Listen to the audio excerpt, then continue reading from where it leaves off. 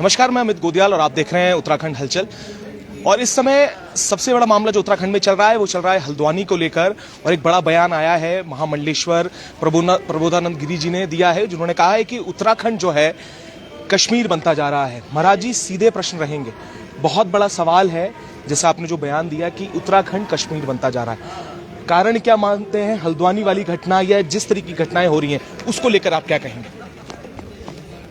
केवल हल्द्वानी की घटना नहीं है, आप देखते हैं कि हरिद्वार जैसा जो द्वार है बिल्कुल देवभूमि का, वहाँ भी जिहादियों ने पूरा घेराव किया हुआ है। वहाँ आए दिन लफड़े होते हैं, झगड़े होते हैं। और पिछले दिनों आपको पता ही है विकास नगर जिहादियों का अड्डा बना रहा। उत्तरकाशी में हुआ ही दंगा।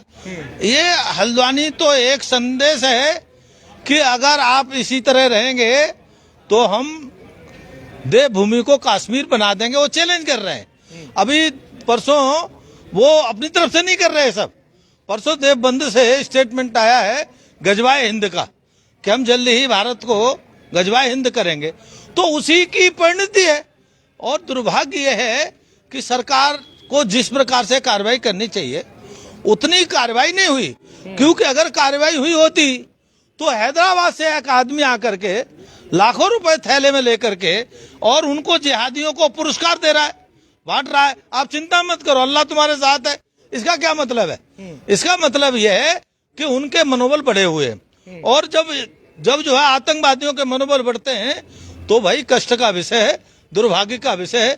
इसीलिए मैंने ये कहा है कि कश्मीर होने से उत्तराखंड को बचाओ, देवभूमि के स्वरूप को बचाओ। महाराज जी, प्रश्न है, जिहादी जो शब्द है ये किसके लिए? ये बड़ा वो होता है, लोगों में ये होता है क्योंकि हमारी जो डेमोक्रेसी है, जो संविधान है, उसमें तो ऐसा कोई शब्द, ये शब्द किन लोगों के लिए है, ये स्पष्ट बड़ा जरूरी है लोगों को समझना। ये शब्द उनके लिए है जो इस देश को भारत माता नहीं मानते और इस देश की परंपराओं को नहीं मानते, इस देश के संविधान को नहीं मानते। उनकी आस्थाएं कहीं जुड़ी हुई हैं, खाते यहाँ पर हैं, रहते यहाँ पर हैं, लेकिन इस देश के खिलाफ काम करते हैं। और जो भी करते हैं वो किसी भी संप्रदाय के हो सकते हैं, वो सब जिहादी है। ये किसी भी समुदाय के हो सकते हैं। महाराज जी, राजनीति को किस तरह मानते हैं? क्योंकि सबसे बड़ा सवाल ये है कि कोई लोग अगर अनैतिक रूप में भी यहाँ पर रह रहे हैं, किसी भी जगह में रह रहे हैं, राजनीति वोट के लिए, नोट और वोट के लिए काम कर रही है। इसको लेकर आपका क्या कहना है? ये जो हौसले बड़े हैं उसमें कहीं न कहीं वोट की राजनीति है। और वो नेता क्या काम करते हैं, वोट लेने के लिए उन्हें संरक्षण देते हैं। और वो संरक्षण इतना हो जाता है कि देश और समाज के लिए अहितकारी हो जाता है। नेताओं को अपना स्वार्थ दिखाई देता है, न देश दिखाई देता, न धर्म दिखाई देता। इसीलिए उनको चुपके से वोटर बन जाते हैं। आप जाइए तो आप यहाँ के स्थानीय परंपरा से 20 साल से रहने वाले, 50 साल से आपके दादा परदादे, तो आप आधार कार्ड बनाएंगे या कोई और आपको आईडी बनवानी हो तो आपके घुटनों में दर्द होने लगता है। बिल्कुल। लेकिन उनको चाहे वो बांग्लादेश से आ गए हों, चाहे वो म्यांमार से आ गए हों, उनका बनने में तो कोई पहचान पत्र में देर नहीं होती। इसका कारण क्या है? कहीं न कहीं नेताओं की सहभागिता है, नेताओं का सहयोग है। इसके कारण से ऐसी हालत हो रही है। महाराज जी, हरिद्वार की ओर ले जाऊंगा। हरिद्वार में तो आप अमूमन रहते भी हैं। वहां पर जो ये संत के भेष में लोग घूम रहे हैं, काफी वीडियोस वायरल होती हैं। कई चैनल ऐसे हैं जो ऐसे संतों को करते हैं जो नशे के आदी हैं, जो कई और जगहों से यहाँ पर आ रहे हैं। जैसे आपने आधार कार्ड की बात की, वो भी नकली यहाँ पर बना लेते हैं और तमाम अखाड़ों से जुड़ता हुआ अपने को बताते हैं। ये बड़ा सवाल होता है हरिद्वार में, जो असल संत है और जो नकली संत है, इनमें कैसे फर्क किया जाए? देखो, सीधा सा है, जो हमारी परंपरा है लगभग 150 साधुओं की परंपरा है। और उन परंपराओं से जो साधु हैं, उनके गुरु परंपरा है, अखाड़े हैं, उनसे जो है वो वास्तव में संत है। और कुछ लोग आते हैं यहाँ पर, क्या है, अपने को छिपने के लिए, छिपाने के लिए या कुछ और गड़बड़ करने के लिए साधुओं का वेश रख लेते हैं। जैसे पिछले दिन में आया तो एक मुसलमान ने साधु का वेश रख लिया और वो हर की पेड़ी पर काम कर रहा था। वो तो जब उससे नाम पूछा गया गहराई से तब पता लगा कि वो तो हिंदू भी नहीं है। तो क्या है, लोग गड़बड़ करने के लिए साधु के वेश को रखते हैं। ये भी वास्तव में बहुत खतरनाक है। और मैं तो ये कहूँगा कि जो देवभूमि साधु रहते हैं उनका सबका ही आइडेंटिफिकेशन होना चाहिए कि वास्तव में साधु यहाँ का रहने वाला है क्या या केवल वेश में रहता है, उनका भी आइडेंटिफाई करना चाहिए सरकार। हरिद्वार को लेकर लगातार आप मुखर होकर बात करते हैं।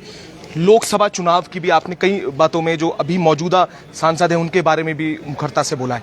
सवाल यह है, आपने ये भी मांग रखी है कि संत समाज को आगे आना चाहिए और लोकसभा हरिद्वार का प्रतिनिधित्व करना चाहिए। सवाल यह है कि आप किस तरीके से वहां पर देखते हैं, क्या हालात हरिद्वार के हैं, क्योंकि अभी मौजूदा देह व्यापार, नशा उच्च स्तर पर हरिद्वार की ओर चल रहा है, इस पर क्या कहना है? आपकी बात से मैं सहमत हूँ, चाहे वो किसी पार्टी के रहे हो, मैं किसी पार्टी विशेष का नहीं कहता। वहां का स्थानीय विधायक, वहां का सांसद कोई महात्मा नहीं था, लेकिन देखने में ये आप जो कह रहे हो, स्वयं कह रहे हो, वहां पर जो है प्रतिबंध है, ड्राई एरिया है, लेकिन दारू घर घर जाती है, मांस का व्यापार होता है। और इतना ही नहीं है कि आपको आश्चर्य होगा, वहां की अंग्रेजों के द्वारा बनाया हुआ कानून है कि 9 किलोमीटर क्षेत्र में कोई भी गैर हिंदू व्यापार नहीं कर सकता, रह नहीं सकता शाम को 5 बजे के बाद। लेकिन देखते क्या है, लोगों ने अपने दुकान मकान बना लिए, लोग रह रहे हैं, वहां काम कर रहे हैं, और काम ही नहीं करते। पिछले दिनों घटना हुई है, गंगा जी में थूकते हैं, गंगा जी को अपवित्र करते हैं। रहना ही नहीं उनका उद्देश्य है। उनका उद्देश्य है कैसे हिंदू आस्थाओं पर हमला किया जाए, हिंदुओं की आस्था पर को तोड़ा जाए, उनको अपमानित किया जाए। तो ये चिंता का विषय है, और इसमें नेताओं की भूमिका पूरी तरह उदासीन रही होगी या तुष्टीकरण की रही होगी। कहीं न कहीं नेताओं की भूमिका है कि अगर भूमिका नहीं है तो नेता है, विधायक भी और सांसद भी हैं, उसके बाद भी कोई न तो कानून का पालन होता है, न व्यवस्था का पालन होता है। और हरिद्वार आध्यात्मिक नगरी है सनातन संस्कृति का, न उसके स्वरूप को बचाने का कोई यथोचित प्रयास हो रहा है। ये चिंता का विषय है, सारे संत इससे चिंतित हैं, इसे बड़ा दुर्भाग्यपूर्ण मानते हैं। इसीलिए हमें आज आपके बीच में आकर के अपनी बात कहनी पड़ी ताकि लोगों को समझ में आए। तो क्या लोकसभा चुनाव को लेकर भी अब संत समाज जो है आगे लोकसभा में जाए उतरेगा, ये बड़ा सवाल है, या किसी राजनीतिक दल से ये बात कर रहा है कि संत समाज इसकी प्रतिनिधित्व करेंगे? पिछले 4-5 महीने से हरिद्वार में संतों ने कई मीटिंग की है, प्रेस के द्वारा भी कहा है, मैं उसी बात को दोहरा रहा हूँ। संतों ने कहा है कि अभी स्थिति यह हो गई है कि कम से कम पहले हरिद्वार जो है, जो ऐसा है देवभूमि का द्वार है, कम से कम इसको सुरक्षित किया जाए, और यहाँ से जब सुरक्षा होगी तो पूरे देवभूमि को कर सकते हैं। तो किसी सक्षम, योग्य और संघर्षशील कोई संत हो, उनको टिकट देना चाहिए, ऐसा संत समाज की मांग है। तो अभी कोई राय बनी है किन्हीं संतों के नाम अगर आप बताना चाहें जो संभावी प्रत्याशी हो सकते हैं किसी भी दल के, या जो लोकसभा में उतर सकते हैं आने वाले भविष्य में? इसके लिए तो सरकार के पास बहुत सारे हथकंडे होते हैं, पार्टियों के पास बहुत हथकंडे होते हैं। वो मेरे बारे में पता कर सकते हैं, आपके बारे में पता कर सकते हैं कि वास्तव में आदमी स्वच्छ छवि का कौन है, वास्तव में कौन जनता के लिए, समाज के लिए काम करने वाला है। तो ये वो स्वयं देख करके पार्टियां निर्णय करें, उसमें हम कोई हस्तक्षेप नहीं करना चाहते। वो अपने विवेक से जो उत्तराखंड देवभूमि की रक्षा कर सके, सुरक्षा कर सके, संरक्षण कर सके, इसकी चिंता करते हुए ऐसे आदमी को प्रत्याशी बनाए, हमारी केवल इतनी अपेक्षा है। ठीक है, बहुत शुक्रिया महाराज जी और अब समय देने के लिए। तो ये थे महामंडलेश्वर प्रबोधानंद गिरी जी, जिन्होंने कहा कि लोकसभा जो आने वाला है उसमें संत समाज जो है वो भी जो राजनीतिक दल है उनका प्रतिनिधित्व करना चाहते हैं। संत समाज इस बार हरिद्वार लोकसभा में उतरना चाहता है। और सबसे बड़ी बात यह है, जो उत्तराखंड को लेकर एक बड़ा बयान दिया है कि जो कश्मीर जैसे हालात जो हैं उत्तराखंड में हो रहे हैं, इसके जिम्मेदार राजनीतिक दल भी हैं। तो हम भी इस पूरे में अपडेट आपको करते रहेंगे। तब तक ऐसे जुड़े रहिएगा और देखते रहिएगा उत्तराखंड हलचल।